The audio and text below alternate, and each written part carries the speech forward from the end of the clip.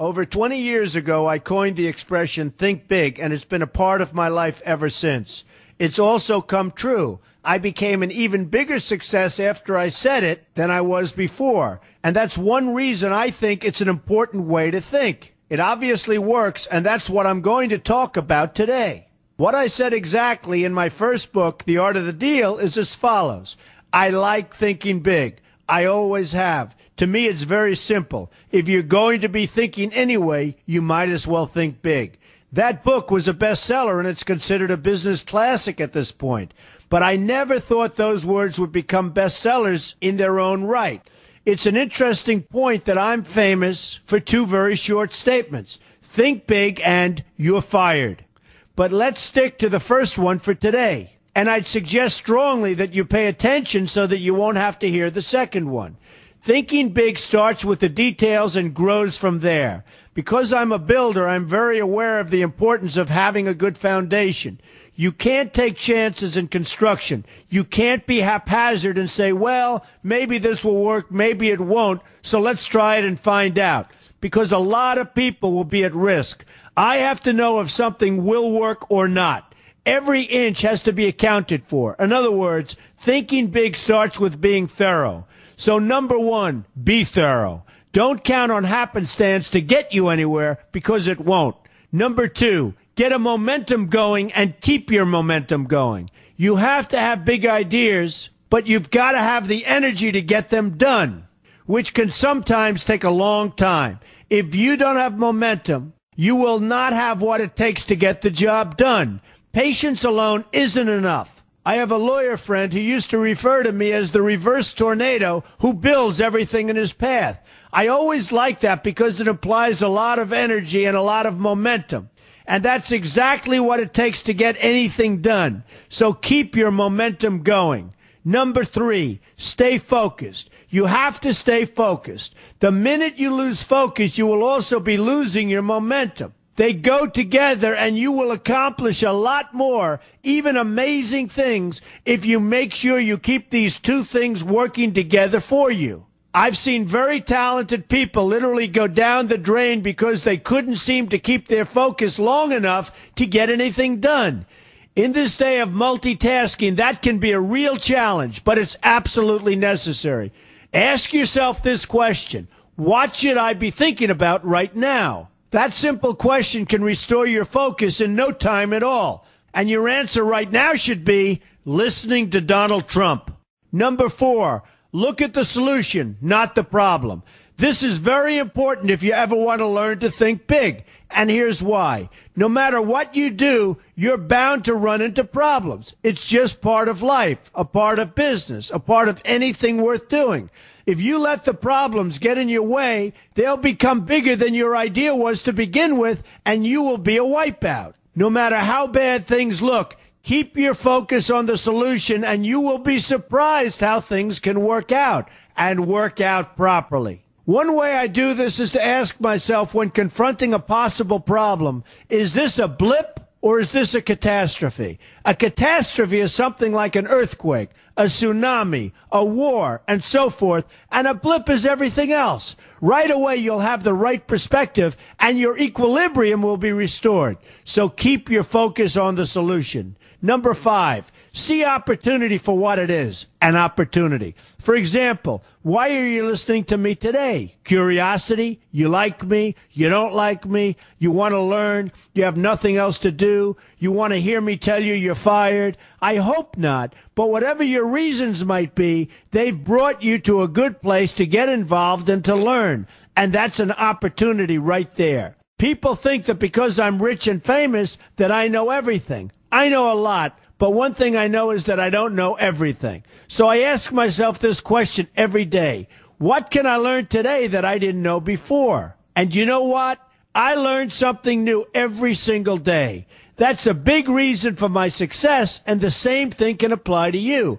Take the time to see today as an opportunity, and you'll be surprised by what can come your way.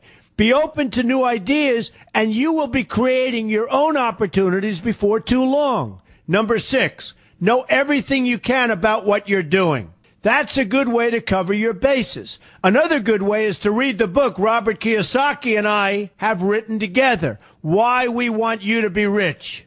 It's about covering your bases and knowing what's going on. I remember when some guys came in to meet with me about a great idea they had for an atrium for a building on Wall Street. It was a beautiful idea except for one thing. None of them had thought about how the building would be supported around this fabulous atrium. They didn't take into account the steel columns that were necessary to support a 72-story building, a very big and embarrassing oversight that could have been avoided if they'd taken the time to think about what they were doing.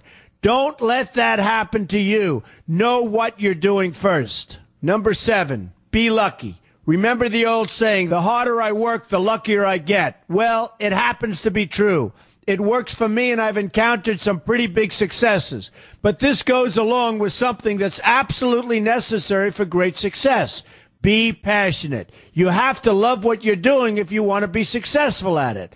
My father told me that it's absolutely true. I might work 7 days a week, but it doesn't seem like work to me because I love what I'm doing. If you don't like what you're doing, find something else to do, or do it part-time until you can find something full-time. You will never be successful, happy, or healthy unless you're doing what you love to do.